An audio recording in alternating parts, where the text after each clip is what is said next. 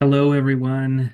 This is the Governor's Office of Business and Economic Development recording a quick webinar on behalf of GO-Biz, the Labor and Workforce Development Agency, and the California Jobs First Council, as we hope to share some information on the recently released Regional Investment Initiative Implementation Phase RFP that we hope that you all are actively considering applying for and identifying ways in which that grant can support your community. This webinar is specific to round one dates for this grant, although the structure of the grant will not change. You can find the dates for that will be referenced as part of the submission in the RFP for round two, which are all in the late winter and early spring of 2026. So again, these reference points are for this first round of dates in round one in 2025, with the first notice of intent date coming up very soon. I want to start a little bit by framing the California Jobs First work and reminding everyone that this work for us, for the state of California, and on behalf of the Jobs First Council, is about building a community-led and climate-forward economy. The California Jobs First brand represents our efforts, and hopefully your efforts, to invest in key sectors to drive sustainable economic growth, innovation, and access to good paying jobs for all Californians across our state, from Siskiyou to San Diego, and from Mono to Inyo and everywhere in between. I'll talk a little bit about program design and help everyone hopefully come to a greater understanding of what the Regional Investment Initiative is, how we designed the implementation phase, and providing some clarifying points to some questions that we've received. So the core purpose and objective of the implementation phase, really, this phase represents our pivot point. As we think about all of the work that we've done over the last 3.5 years at the statewide level, really 2.5 to 3 years within the regions, to support program planning and the development of our 13 Jobs First regional plans and the economic blueprint. This implementation phase is our pivot point where we move from planning and pre-development efforts into the implementation of the strategies that so many Californians, in fact, 10,000 Californians participated in over the last couple of years in a variety of ways.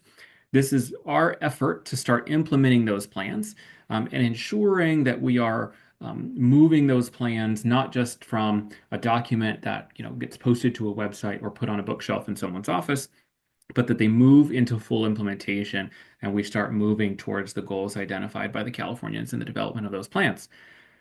The primary goal of this funding for California Jobs First, this regional investment initiative implementation phase, is to support the creation, attraction, and access to good paying jobs for all Californians. I'll say that again.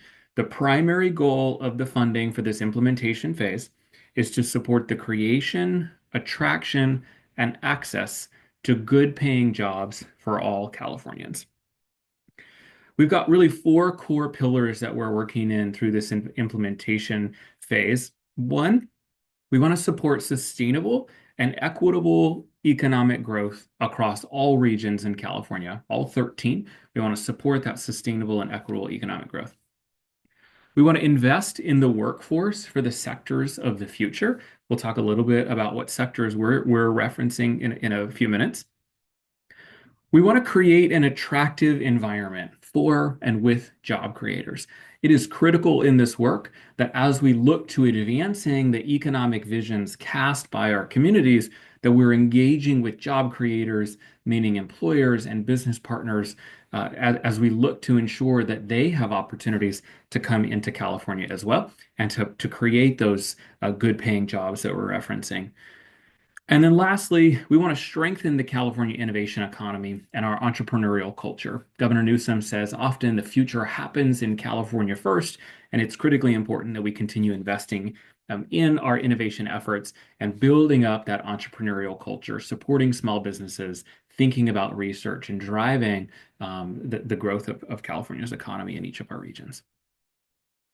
So the Regional Investment Initiative is designed as a two-phase competition where you'll notice on the left, the first phase is really for us about selecting regional coalitions and the project clusters that they identify that are working to advance sector growth. I'll add tradable sector growth in one or more regions across California.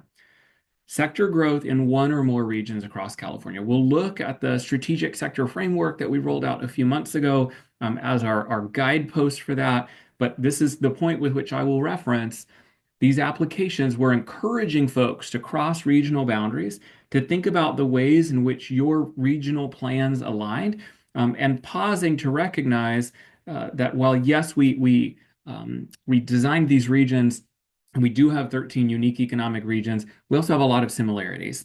And we have a lot of opportunity to bridge gaps. Maybe three or four regions are looking at the same tradable sector for growth, but from different perspectives. One region might be doing the research and development portion. Another region might be focused on a particular manufacturing piece, et cetera. And so trying to drive regions together and think about the whole impact of the economy overall in that sector. And then once we do that, once we get through phase one, selecting regional coalitions in our project clusters, the second phase for us is about investing and identifying highly competitive individual projects from within the cluster. There is no cap on the amount of money that clusters can ask for in this grant program.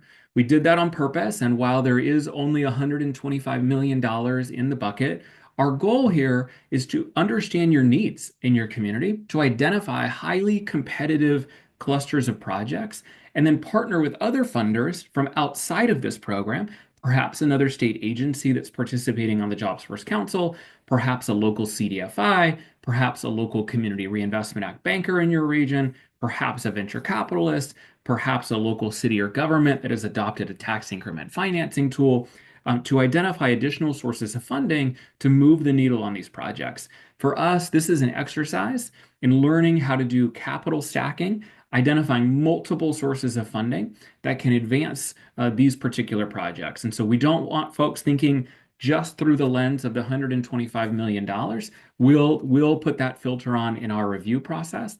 We want to know what you need, what projects you've actually identified, and how you want to move the growth of that tradable sector in your region or regions forward. So you might ask, what are project clusters? For us, project clusters are defined as between 3 and 8 aligned and interconnected projects. Those projects can be construction. They can also be non-construction. And those projects are organized under a singular vision to grow one tradable sector as identified in the state's economic blueprint, accelerate, or bet categories. So we'll look at that strategic sector framework in just a moment to remind folks what that is. But ultimately, as you're thinking about these grant applications, this isn't about funding one-off projects, though there certainly are good one-off projects in California. This investment and this grant funding really is about advancing work to prove that investing in project clusters can work to advance job creation and move the needle across California. So regional cluster or regional coalition and project cluster selection, a little bit more here. In this grant design, in this program design, we're looking at identifying a lead entity. Note here that the lead entity must be an eligible applicant as defined in the RFP. I won't go into that now. You can look more in the RFP itself. That lead entity should be identifying one tradable sector from the accelerate or bet categories as they're defined in the economic blueprint and identifying the region or regions they intend to serve. I'll note here that we've gotten a few questions in our inbox about what if some of the projects we're looking at might benefit multiple tradable sectors. That's great, and we love projects that can do that. And our ask in this process is that you help us understand how you believe the project that you're proposing will support a unified vision around a growth of a singular tradable sector. The ancillary benefits are great, but we want to know how you are working to advance the work of one tradable sector that your region has identified in your communities. So the lead entity, after they've identified that tradable sector and after they've identified the regions they hope to serve, the lead entity will then work to build a coalition of partners, including other eligible applicants that will lead the development of those project clusters. So other eligible organizations that can be lead on one or more of the 3 to 8 projects identified in the cluster. The coalition should also include, though, partners that are committed to supporting successful implementation of the projects that might not be eligible. Think about a company in your community or a for-profit business that is not going to lead one of these projects, but that has raised their hand and said, hey, we are in this for the growth of this cluster, for the creation of good paying jobs in this region that we also call home and live in and work in and are present in. We want to participate in this coalition, and that's great. We're looking to applicants to build broad-based coalitions, whether or not all of those partners are leading particular projects overall. So let's talk about tradable sector selection. This is the strategic sector framework that was rolled out by the governor a few months ago now, and is really the framework of the economic blueprint that was rolled out in March as well. There are 3 buckets in blue on this framework, and then the anchor projects or sectors, excuse me, on the bottom. I'm going to walk you through quick, easy, hopefully rememberable definitions of these tradable sectors, and then we'll talk about the sectors that are eligible to be identified in this process. So as we think about the strengthened sector on the far left, you'll notice it is shaded out because it's not an eligible pool to be thinking from or to be applying for in this RFP. These are sectors where California has had historic dominance, and we have a large footprint across our state. We're noticing that there may be some loss of job opportunities, and we're looking at strategic investments from a statewide level at many of those sectors right now. Again, the sectors identified, sectors and subsectors identified in the strengthened bucket are not eligible for to be identified as the one tradable sector in this implementation RFP. The middle bucket of sectors are those we call accelerate. These are the sectors with which we see, based on the data, that there is really significant opportunity for near-term good paying job creation and attraction in California. So these are aerospace and defense, particularly looking at aircraft. This is where also sectors like autonomous air mobility might fall, as well as the other subsector, space defense and satellites. We're looking at the life sciences, specifically thinking about med tech and pharma and biotech. We're looking at the clean economy, particularly with an emphasis on batteries, onshore wind, solar, and zero emission vehicles. We're thinking about working lands and water, and particularly with emphasis on ag tech and farm equipment. And we're looking at the high-tech sectors with a particular emphasis on hardware, semiconductors and microelectronics, and software and services. And all of that with a particular emphasis on advanced and precision manufacturing. And on the far right, you'll notice the bet sectors. These are sectors with which there's not a ton of jobs currently in California, but we're seeing a significant amount of government, venture capital, research investment. Our world-class universities are doing a ton of work around these sectors, and we believe in the future there will be significant opportunity for good paying job creation. In the clean economy, these are carbon management, critical minerals, hydrogen, and offshore wind. In the high-tech sectors, we're thinking artificial intelligence, quantum, and robotics. And in the working lands and water space, we're thinking about the bioeconomy, blue economy, and technology. So as we look at this, one point of reference that I'll make is that the working lands and water whole sector crosses all the bet, the accelerate, and the strengthen buckets. Projects and focus on this in this RFP would be eligible for bioeconomy, blue economy and tech, and ag tech and farm equipment. Ag production and food processing would not be eligible sectors to focus on within this implementation phase RFP. And then one thing I'll just note across the bottom is we were very diligent in this plan to ensure we were making the connections between the growth of tradable sector activity and good paying job creation in those sectors in California to this reference that it is critically important that we continue recognizing and investing in the interconnection between our non-tradable or local serving sectors to the growth of our tradable sectors. So again, childcare, education and skilled workforce, healthcare, housing, and the four subsectors under infrastructure are not eligible to be the prime tradable sector of focus here. So there's no project cluster that can be based around childcare alone, or based around healthcare alone, or based around housing alone. And we'll talk a little bit about the reality that you might pick medtech from the accelerate bucket as your tradable sector of focus,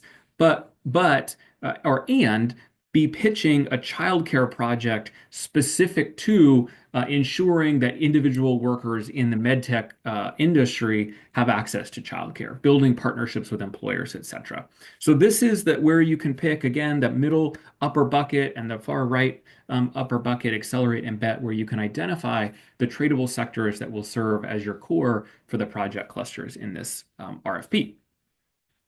Lastly, hopefully everyone has seen this by now. It's a very important map as you're thinking about the sectors with which you hope to serve. This is the map you should be using. This is available at jobsfirst.ca.gov. And you can identify by clicking on each of the regions on the far right. You have direct access to the regional plans that were adopted and can navigate through the sectors that they've identified.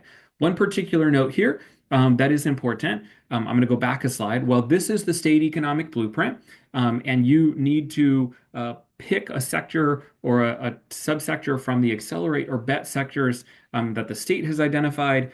It's also critically important that as you're identifying regions, you make sure that in the regional plan that was adopted by the Jobs First Collaborative, that sector is also identified as a strategic sector or a priority sector or an opportunity sector. It's got to be identified in the plan. We don't want applications claiming to serve a particular region focused on one sector when that region has said, hey, that's not actually our interest or of strategic advantage for us.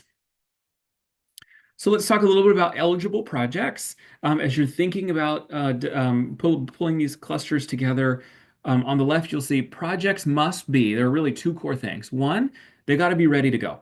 This for us is about investing in projects that are implementable within the next 24 months, or the 24-month period of performance from the date that the contracts are signed in that process. So we're looking at, if it's a construction project that is ready to go, can be built within that 24-month timeline. If it's a social infrastructure workforce project, the program needs to be fully implementable within that 24-month period of performance. And then the second bullet really is tied back to the construction projects in particular. The projects must be or must have completed feasibility and environmental studies and have received permits. One note I will make on the permits, there is a little bit of flexibility on permits because we also realize that some permits have time-bound periods with which projects are able to move forward. And so project proponents may have completed the feasibility and environmental studies, but are waiting to pull the actual building permits or construction permits from their local government until they receive the final funding to make sure that they're not wasting time. That is okay. We are flexible in that regard, and we'll work with the applicants to ensure that we're working with local governments, with the state, to push along permits as quickly as possible. What we don't want is someone proposing a project that is far from ready to be invested in or far from ready to begin construction. On the right, you'll notice the project categories with which you're allowed to choose from. So project clusters, remember that 3 to 8 project cluster, must include 2 or more of the following project categories. Ecosystem support, we're looking at programs or initiatives that will bolster the ecosystem around the industry and advancing opportunities to do more R&D, to do more manufacturing, etc. We're looking at infrastructure projects. This is kind of the core construction bucket, thinking about the development of buildings or infrastructure that would unlock opportunities, again, for businesses to support or to lead on good paying job creation or come to California. We're looking at workforce development projects. So projects that, again, this is really the access point, ensuring that folks have the access to good paying jobs, but also a tool for us to use to show businesses within California that they should expand here because we have the readily available workforce. We're looking at companies from outside of California and encouraging them to come here. We're also interested in and open to additional anchor projects. So this for us is really that childcare, that healthcare initiative. Maybe it's a broadband project, something in that world. Again, making sure that in all four of these buckets, the projects are aimed at advancing a singular vision around a one tradable sector from the accelerator bucket. Or bet categories. So a project cluster with 3 to 8 projects. Hopefully, you're building a wide, diverse portfolio with many of these. But again, through those 3 projects, you could choose just ecosystem support and infrastructure. You could choose just infrastructure and workforce development. You could choose just workforce development and anchors. But again, making sure that you're thinking strategically about advancing the work of one single tradable sector and partnering with multiple regions to do that. I highly encourage folks to identify multiple projects from within all of these buckets that could be considered as part of their project cluster. And I will reference here that that will make you more competitive in the overall project. So let's talk a little bit about the application process.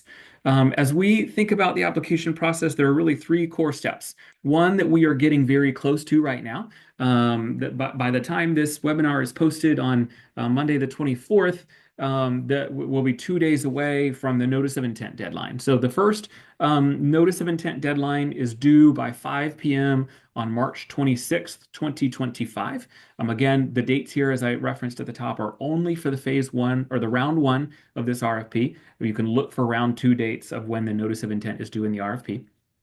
The notice of intent only has to have 4 core points of information. One, we need to know who the lead entity is. Again, remember, they must be an eligible applicant as designed in the RFP, and we need to know the organization's name. We need to know, second, the primary point of contact. We need a name and an email address, knowing who is leading this work so that we can contact and let you know that you are eligible or ready to move forward on the pre-application process. 3, we need to know your identified sector. So again, picking what the sector or a subsector from the accelerator bet categories. What are you thinking? And lastly, we need to know what regions you have identified that you will serve in these projects or with which project clusters or projects within your cluster may come. So you'll notice on the right, we've got a triangle. All we need to know is the lead entity and these 4 points in the notice of intent. You do not need to have your full project clusters and all of your coalition built out by the time you submit this notice of intent. The notice of intent for round 1 is due on March 26th. By probably 1 or 2 days later, we're going to post this notice of intent on our website and let all of the points of contact that were identified in these notices of intent and that are eligible, because some may not be eligible if you identify a sector that's not in the accelerator bet categories. We're going to publish this and notify all of you that this information is public. And hopefully, many of you will say, hey, I also pitched a tradable sector project cluster in the central San Joaquin Valley. And so did this other organization. Go talk to each other, build connections, and you may identify opportunities to come together.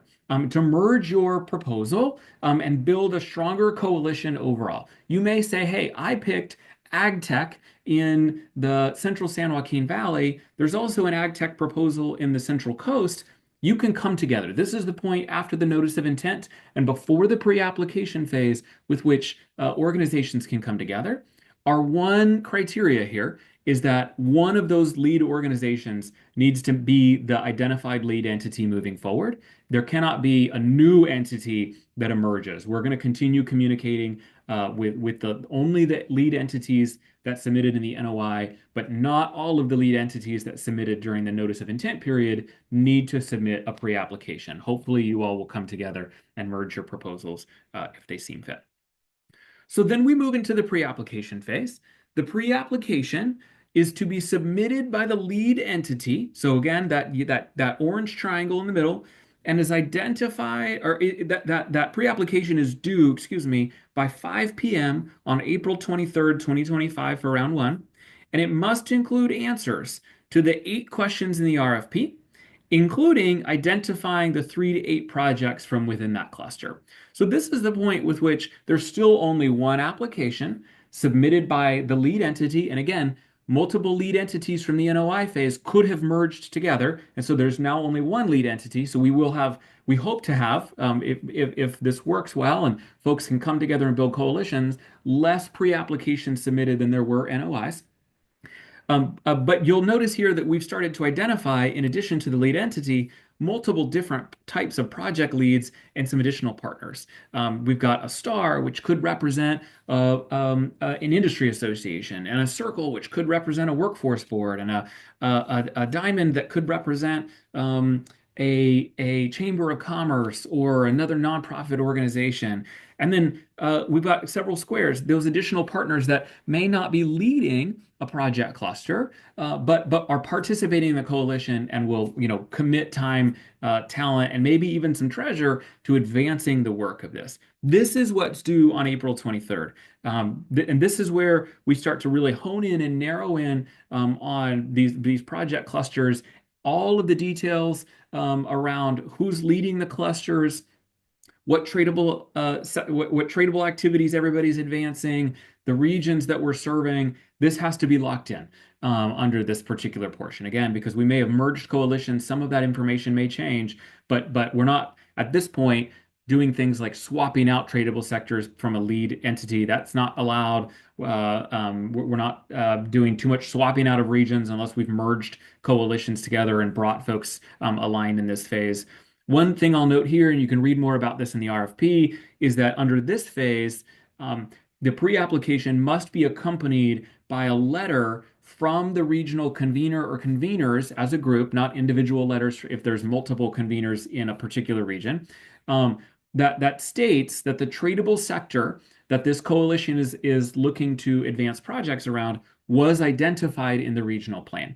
The regional coalitions, the Jobs First collaboratives, are not looking at specifics of, do we like these projects?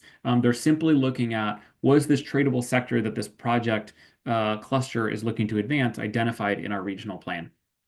If a project cluster is looking to advance and support projects in multiple regions, they need to have multiple letters from the conveners in each of those various regions, identifying very cleanly and plainly that interconnection.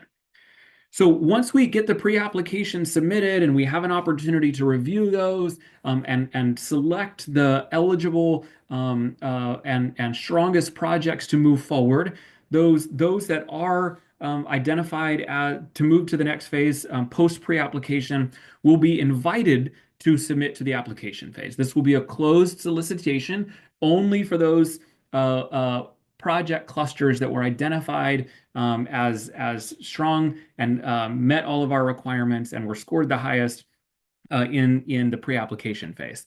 You'll notice a little bit of color change here. And so one of the things I want to really quickly point out is that this is the point with which the lead entity can take a step back, and the individual project leads will be invited to submit individual projects applications within this cluster. So the lead entity gets to take a step back. The lead entity will not be the fiscal agent for all of the 3 to 8 projects in this work. The lead entity, as an eligible applicant, may be a project lead, and so they may get to advance that. But as we think about the work of investing in these projects, each of the 3 to 8 projects will be invited to submit their own application, and it will be considered both within the context of the project cluster as well as across the state overall.